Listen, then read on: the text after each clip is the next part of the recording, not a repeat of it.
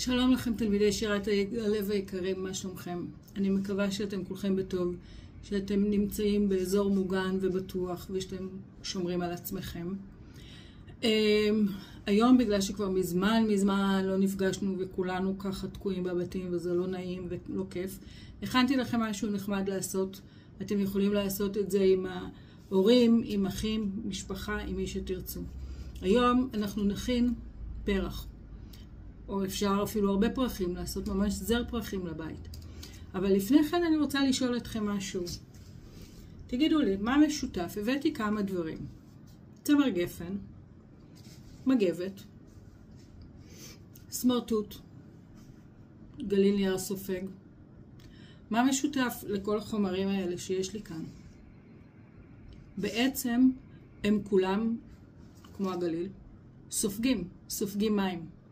איך הם עושים את זה? מה שכל החומרים האלה עושים, הם סופגים מים בדרך שנקראת אנימיות.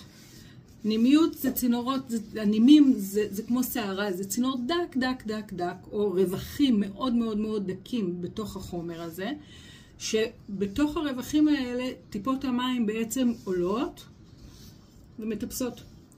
באותה צורה טיפות המים עולות גם בגבעול של צמח, וככה מגיעים המים לעלים ולפרח עצמו. אוקיי? אנחנו נעזר בעצם ברעיון הזה, הפיזיקלי הזה, לפעילות שלנו היום. אז תראו מה אנחנו צריכים. אנחנו צריכים גליל של נייר טואלט. אנחנו צריכים כל מיני טושים צבעוניים, רצוי אבים. אנחנו צריכים שיפוד, אולי קיסם, כל מיני, מה שמתחשק. סלוטייפ כנראה נצטרך גם. מספריים. ואנחנו נעזר גם בצלחת חד פעמית.